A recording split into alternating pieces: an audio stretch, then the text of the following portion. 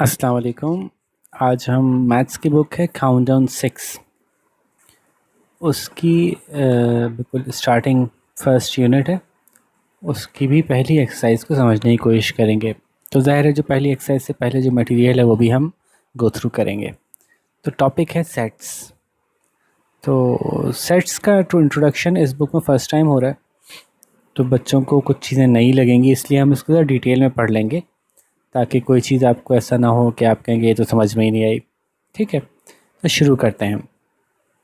In our day to day life, we often use phrases such as a bunch of keys, a pack of cards, a flock of birds, a team of athletes, a flock of sheep, a group of boys, etc. हम रोज़ाना की ज़िंदगी में अक्सर ऐसे अल्फाज इस्तेमाल करते हैं जैसे कि bunch of keys, pack of cards. ठीक है, इसको तर्जुमा करने की ज़रूरत नहीं है। अगर क्लास 6 की मैथ्स पढ़ रहे हैं आप तो यहाँ तक तो आपको समझ में आ गया होगा कि इस तरह से हम चीज़ों को ग्रुप करते हैं, बॉयज़ को, शीप को, एथलीट्स को, वगैरह वगैरह मुख्तलिफ़ चीज़ों को। The word bunch, pack, flock, teams and group are used to denote a collection of objects. तो ये अल्फाज इस्तेमाल होते हैं चीज़ों के कलेक्शन को वाज़े करने के लिए। In mathematics, the word set is used for a collection of objects. जबकि मैथ्स में चीज़ों की कलेक्शन को वाज़े करने के लिए जो लफ्ज़ इस्तेमाल होता है वो सेट है। तो set is a collection of well defined and distinct objects. ये दो ख़ास बातें हैं, ये दो चीज़ें होंगी तो हम कहेंगे हाँ अब ये सेट है। ऐसी चीज़ें जो वेल डिफाइंड हो और डिस्टिंक्ट हों। तो वेल डिफाइंड क्या होता है, पहले मैं अपने अल्फाज में समझा दूं, फिर आप आगे बुक में पढ़ लीजिएगा। तो वेल डिफाइंड का मतलब कि जिसके बारे में बड़ी क्लियर वजाहत हो कि किस चीज़ के बारे में बात हो रही है। ऐसा ना हो कि उसमें कोई शुबा हो। फॉर एग्ज़ाम्पल मेरे 5 बहन भाई हैं, तो उसमें मेरी 3 बहनें हैं और 2 भाई हैं, हम मिलके, और मैं कहूँ कि ज़रा एक बहन को ले आना, तो अब ये बहन खाली कह देना बहुत वाज़ेह बात नहीं हुई। कौन सी बहन, कोई भी बहन हो सकती है इसमें। तो ये वेल डिफाइंड ना हुआ। अगर मैं उसका बाकायदा नाम लूँगा तो फिर बात वाज़ेह हो जाएगी। ठीक है, तो वेल डिफाइंड एलिमेंट्स होंगे सेट में, जिनका भी नाम सेट में रखा जाएगा, जो भी चीज़ें सेट में शामिल होंगी वो अच्छी तरह डिफाइंड होंगी, आराम से बताया जा सके कि ये चीज़ क्या है, किस चीज़ के बारे में बात हो रही है, और वो डिस्टिंक्ट हो। यानी एक जैसी अगर बहुत सारी चीज़ें हैं तो उनको एक ही दफ़ा लिया जाएगा सेट में। ठीक है, तो अब इसकी मिसालें जो हैं वो भी आगे आगे आ जाएगी तो आपको और समझ में आ जाएगी बात। A well-defined object is one that has specific property by which we can easily identify the whether or not an object belongs to the given set. एक well-defined object वो होता है जिसके बारे में, जिसको देख के आप आराम से फैसला कर सकें कि क्या ये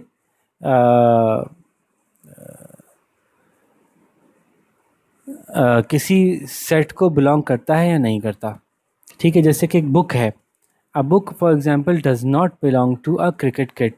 बुक जो है वो क्रिकेट किट से ताल्लुक़ नहीं रखती, हम बता सकते हैं। ठीक है, किसी से ताल्लुक़ रखती है ये बता सकें, और किसी से ताल्लुक़ नहीं रखती ये बता सकें। दोनों बातें जब बता सकेंगे तो हम उन चीज़ों को कहेंगे वेल डिफाइंड। ठीक है, a collection, a tennis ball does not belong to a set of books. जैसे कि हम टेनिस बॉल के बारे में कह सकते हैं कि ये वेल डिफाइंड है क्योंकि हम बता सकते हैं वो किस चीज़ से बिलोंग करती है और किस चीज़ से बिलोंग नहीं करती। सेट ऑफ बुक्स से तो बिलोंग नहीं करती। जैसे बुक के बारे में बता सकते हैं कोई सेट ऑफ क्रिकेट किट से तो बिलोंग नहीं करती, तो इसका मतलब है बुक एक वेल डिफाइंड चीज़ है।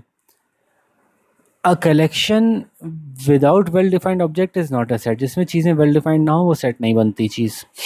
ठीक है, ऑब्जेक्ट्स इन अ सेट में include physical objects. Physical objects भी हो सकते हैं, सिंबल भी हो सकते हैं, लेटर भी हो सकते हैं, नंबर भी हो सकते हैं। किसी भी चीज़ का सेट बनाया जा सकता है। अभी आगे जाके आपको और समझ में आ जाएगी बात, बस पहले वेल डिफाइंड क्लियर कर लें कि are the objects in the following sets well defined. क्या ये वेल डिफाइंड ऑब्जेक्ट्स हैं?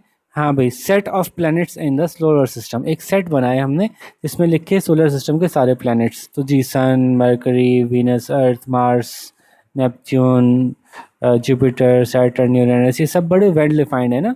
इनके नाम है पता है, इन नामों से हम एग्जैक्टली बता सकते हैं किसकी बात हो रही है। Set of vowels in the English alphabet AEIOU यही होते हैं जी, एग्जैक्टली यही होते हैं। तो ये बहुत क्लियर है कि किन चीज़ों की बात हो रही है। तो ये वेल डिफाइंड चीज़ों का सेट हो गया। अब ये कह रहे हैं for example consider a group of children in your school. अपने स्कूल के कुछ बच्चों के बारे में सोचिएगा। कौन से? A group of popular children या ग्रुप ऑफ इंटरेस्टिंग बुक्स या ग्रुप ऑफ टॉल बॉयज़। अब ये सारे तीनों वेल डिफाइंड नहीं हैं। क्यों नहीं है? क्योंकि पॉपुलर का मतलब क्या हुआ, आपकी नज़र में जो पॉपुलर है वो दूसरे की नज़र में नहीं होगा, हो सकता है। तो अगर आप कहें कि सारे पॉपुलर लड़के ले आओ, तो हो सकता है आप कोई और पॉपुलर लड़के ले आए, दूसरा बंदा कोई और पॉपुलर लड़के ले आए, और तीसरा बंदा कोई और पॉपुलर ले आए। तो यूँ पॉपुलर कोई वाज़ेह वेल डिफाइंड बात नहीं है। ये तरह से इंटरेस्टिंग वेल डिफाइंड नहीं है। किसी के लिए कोई चीज़ इंटरेस्टिंग होती है, किसी के लिए कोई और चीज़। ये तरह टॉल वेल डिफाइंड नहीं है। आपकी नज़र में एक चीज़ टॉल है, मेरी नज़र में दूसरी चीज़ टॉल है, एग्जैक्ट हाइट बताई जाती तो आप कहते हैं हाँ वेल डिफाइंड है। ठीक है, तो ये सेट वेल डिफाइंड नहीं है तीनों। ऊपर जो सेट थे वो वेल डिफाइंड थे और नीचे वाला सेट वेल डिफाइंड नहीं है। अब बात करते हैं डिस्टिंक्ट की। तो डिस्टिंक्ट क्या होता है? Distinct object is one that is different from the other object. ठीक है, जो दूसरे से मुख्तलिफ हो, यूनिक हो। It is not identical to any other object. ये दूसरों से किसी ऑब्जेक्ट से बिल्कुल एक जैसा नहीं होना चाहिए। जैसे कि अगर कोई लेटर 2 या 3 दफ़ा आएगा तो उसको एक ही दफ़ा लिखेंगे। जैसे कि इन्होंने कहा कि वर्ड एंटार्क्टिका का सेट बनाओ, तो उसका सेट में ए 2 दफ़ा आया, तीसरी दफ़ा आया, तो इसको एक ही दफ़ा लिखेंगे। एन एक ही दफ़ा लिखेंगे, टी 2 दफ़ा आया लेकिन एक ही दफ़ा लिखेंगे, आर एक ही दफ़ा लिखेंगे, सी एक ही दफ़ा लिखेंगे। तो यूँ जो जो लेटर जितनी दफ़ा भी आए लेकिन लिखा एक ही दफ़ा जाएगा, अगर सेट बना रहे हैं उसका तो। ठीक है, यूनिक चीज़ों का सेट बनेगा, जो सिमिलर होंगी उनमें से एक ली जाएगी। ठीक है, तो ये बात हो गई। The objects in the set are called members और एलिमेंट्स ऑफ द सेट। जो भी सेट के अंदर लो चीज़ें होती हैं उनको या तो सेट के मेंबर कहेंगे या सेट के एलिमेंट कहेंगे। जैसे कि capital letter A B C are used to denote sets and all the elements of a set are enclose within curly brackets. जब भी सेट टू हम बनाते हैं तो हम सेट्स को कर्ली ब्रैकेट में लिखते हैं। ठीक है, सेट के बारे में जब तफसील बता रहे होते हैं तो सेट के एलिमेंट्स जब बना रहे होते हैं तो उसमें कर्ली ब्रैकेट्स बना के उसके अंदर लिखे जाते हैं और उनके बीच में कॉमा लगाया जाता है। ये जो स्मॉल ब्रैकेट बनाए ना, इन्होंने समझाने के लिए बनाए कि बीच में कॉमा है, कॉमा लगाया जाता है। A set of flowers denoted by F. तो F is a set of flowers और उसको मैथमेटिक्स में ऐसे लिखते हैं, is equals to rose, lily, lotus, अगर वो तीन ही रखना चाह रहे थे उसमें। ठीक है, a set of names of 3 boys denoted by B. एक सेट है उसका नाम बी रखा है हमने, उसमें 3 लड़कों के नाम रखे हैं, हसन, इरफान, शाहिद। ठीक है, a set of 5 letters of English alphabet denoted by L. एक सेट है उसका नाम एल लिखा है, उसके अंदर उन्होंने इंग्लिश के 5 लेटर्स लिख दिए, कोई से भी जो भी इनके जहन में थे, ए बी सी डी ई। तो सेट लिखने का तरीका बता रहे हैं कि कर्ली ब्रैकेट से शुरू होगा, कर्ली ब्रैकेट से ख़त्म होगा, एलिमेंट्स लिखेंगे, एलिमेंट्स के बीच में कॉमा लगाएंगे। यहाँ भी ऐसे ही है, यहाँ भी ऐसे ही है, यहाँ भी ऐसे ही है। ये बात समझा रहे हैं आपको खाली। ठीक है, यहाँ पे और मज़ीद कन्फ्यूज़ होने की ज़रूरत नहीं है। अच्छा, आगे चलते हैं। The elements of a set are set to belong to the set. तो अभी जो सिंबल है ना, देखें यहाँ पे, देखें एक सिंबल लगा हुआ है, इस सिंबल को पढ़ते हैं बिलोंग्स टू, बिलोंग्स टू। ठीक है, तो आप ये कह सकते हैं कि the element of a set are set to belong to the set. तो symbol belong to is to denote belongs to, और इज़ द एलिमेंट ऑफ, और इज़ अ मेंबर ऑफ। तो ये तीनों अल्फाज एक ही बात हैं। बिलोंग्स टू भी इसी की बात हो रही है, इज़ एन एलिमेंट ऑफ भी इसी की बात हो रही है, और इज़ अ मेंबर ऑफ भी इसी की बात हो रही है। ठीक है, तो ये जो लिखा है ना, ये रोज़ बिलोंग्स टू एफ़, इसका मतलब क्या हुआ कि rose is a element of set F. ठीक है, रोज़ जो है वो एक एलिमेंट है एफ़ का। एफ़ जो है उस सेट का नाम रखा है हमने।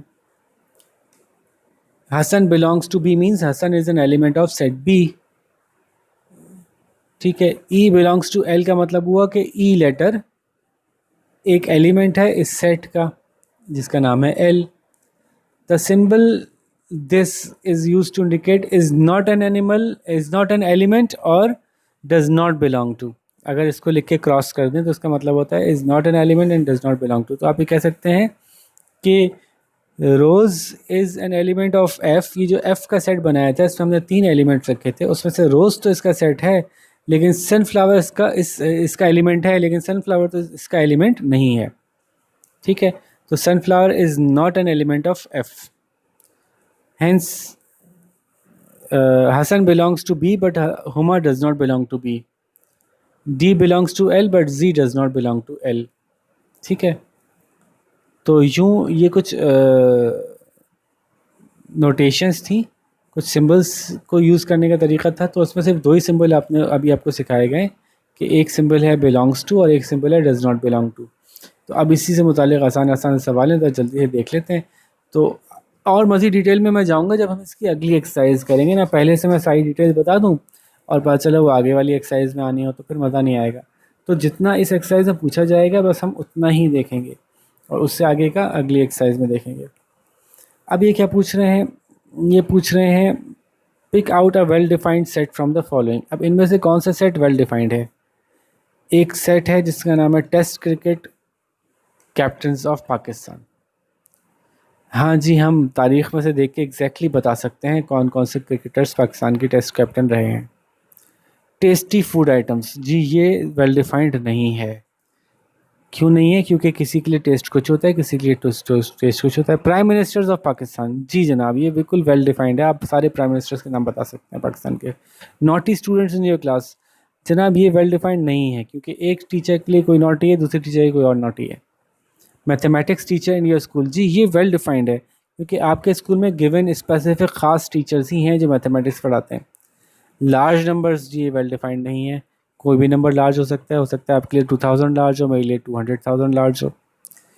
Capital of province in you live in, ये भी वेल डिफाइंड है। एग्जैक्टली एक ही शहर है जो हम जानते हैं जिस शहर में हम रहते हैं। गेम्स यू लाइक प्लेइंग, अब देखिए जो लफ्ज़ हैं लाइक फील, तो ये वेल डिफाइंड नहीं होते। ठीक है जी, आगे चलते हैं। क्वेश्चन नंबर 2 देखते हैं। अगर P एक सेट है जिसके एलिमेंट्स हैं 1 2 3 4 और Q एक सेट है जिसके एलिमेंट्स हैं A B C D, तो बताइए कि सिंबल लगाइए कि बिलोंग्स टू है या डज नॉट बिलोंग टू है ब्लैंक्स में। अब देखिए 2 इस सेट में है जी, तो बिलोंग्स टू लगेगा। देखिए A जो है वो P वाले सेट में कहीं A नज़र आता है? नहीं, A नज़र नहीं आता, तो डज नॉट बिलोंग्स टू लगेगा। Q वाले सेट में G कहीं है? जी नहीं, डज नॉट बिलोंग टू लगेगा। अच्छा, मैं ज़्यादा एक्सरसाइज करके सॉल्व करके इसलिए बता रहा हूँ ताकि अभी आपके लिए नया नया टॉपिक है ना बिल्कुल, तो मैं थोड़ा सा ज़्यादा हेल्प कर रहा हूँ आपकी। यही तरह से बताइए क्या फी 5P में मौजूद है? नहीं है तो डज नॉट बिलोंग टू लगेगा। डी क्या Q में मौजूद है तो बिलोंग टू लगेगा, या आप देख लीजिएगा आगे। List the elements of the following set, also name the sets A B C. अभी थोड़ा सा आपको काम करने के लिए दिए। काउंटिंग नंबर्स लेस देन 10, इसको कैसे लिखेंगे? मैं लिखूंगा ऐसे, A for example A B C कुछ भी लिख सकते थे आप, फिर उसमें ऐसे लिखेंगे। लिस्ट करने हैं यानी अब तफसील से लिखने हैं, तो यानी क्या बात हुई, कैसे लिखने हैं? लेस देन 10 काउंटिंग नंबर्स, तो ये 1 होगा, 2 होगा, 3 होगा, 4 होगा, 5 होगा, 6 होगा, 7 होगा, 8 होगा, 9 होगा, ऐसे बंद हो जाएगा। ठीक है, ऐसे इस तरह से vowel in the word image, images, इसमें वावल्स कौन से हैं इसका ऐसे मैं नाम रखता हूँ, बी इज इक्वल्स टू, ऐसे ब्रैकेट खोलता हूँ। इसमें कौन कौन से वावल्स हैं? तो इसमें आई वावल है, इसमें ए वावल है, इसमें ई वावल है, तो आई कामा ए कामा ई, और ये बंद हो जाएगा। ठीक है, अच्छा जी, numbers less than 25 and divisible by 5, ये वाला कह रहा हूँ मैं। तो ये देख लेते हैं इसका सेट कैसे बनेगा। फॉर एग्जांपल सेट का नाम क्यू रखता हूँ, कोई भी नाम रख सकते हैं। डिविजिबल 5 का मतलब है कि 5 का टेबल पढ़ना है, तो उसमें 5 आता है, 10 आता है, 15 आता है, 20 आता है। 25 इसलिए नहीं आएगा कि लेस देन 5 25 कह रहे हैं, तो बस ये बन गया सेट। ठीक है, बाकी थोड़ा खुद करें, शाबाश, देखते हैं आप कैसे कर सकते हैं। क्वेश्चन नंबर 4 है state which of the following form sets, किसके सेट्स बना सकते हैं आप? Strong people in a town, क्या इसके सेट्स बना सकते हैं? नहीं बना सकते ना इसके सेट। कैसे पता चलेगा कौन स्ट्रॉन्ग है? मुझे अपने आप स्ट्रॉन्ग लगता है, आपको आप स्ट्रॉन्ग लगते हैं, तो फिर ये तो कोई फैसला ही नहीं हो सकेगा। स्टूडेंट्स ऑफ अ क्लास, इसका सेट बना सकते हैं क्योंकि आप ये बता सकते हैं ना कि एक क्लास में कौन कौन से स्टूडेंट्स हैं। ठीक है, अच्छा जी, अच्छा जी, नेक्स्ट है members of a provincial assembly. कोई सूबाई असेंबली के जितने ही मेंबर्स हैं उनके नाम बताए जा सकते हैं? जी बिल्कुल बताए जा सकते हैं। फेमस फिल्म एक्टर्स, आप बताइए ना, फेमस का क्या क्या कैसे आप तयन करेंगे कि कौन फेमस है? तो ये एक मुश्किल सवाल है। तो फेमस कोई स्पेसिफिक टर्म नहीं है, इसलिए इसके सेट नहीं बनाया जा सकेगा। रिवर्स ऑफ पंजाब, हाँ ये बताया जा सकता है, जो दरिया हैं उनके नाम हमें पता है, सारे पंजाब के दरिया के नाम, तो ये बना सकते हैं। ऑनेस्ट पीपल, लो भाई, ऑनेस्ट पीपल का फैसला कौन करेगा? तो समझ रहे हैं ना आपके कौन कौन से हम स्पेसिफिकली सेट्स बनाए जा सकते हैं और कौन कौन से सेट नहीं बनाए जा सकते। तो बड़ा आसान सा काम था ये, अभी इसको यहीं तक रखते हैं। ये एक्सरसाइज आप लोग कर लीजिए, उसके बाद फिर मैं आपको आहिस्ता आहिस्ता ग्रेजुअली इसकी नॉलेज और बढ़ाता जाऊँगा और आप आगे की एक्सरसाइज करते जाइएगा। ठीक है, तो होपफुली काम समझ में आ गई होगी, बात समझ में आ गई होगी। फिर भी कोई मुश्किल हो तो आप मुझसे पूछ सकते हैं। अब तो मैं अपना ईमेल एड्रेस भी आपको दे रहा हूँ यहाँ पे, ठीक है ना? तो आप यहाँ से मुझसे रब्ता करके बात कर सकते हैं, कमेंट्स में बात कर लेंगे। अब जो बच्चे MSc से ताल्लुक़ रखते हैं वो तो डायरेक्टली मुझसे पूछ ही लेते हैं। ठीक है जी, फिर अपना ख्याल रखिएगा, जल्दी से काम कंप्लीट कीजिएगा, फिर हम अगली एक्सरसाइज के साथ मिलते हैं। अल्लाह हाफ़िज़।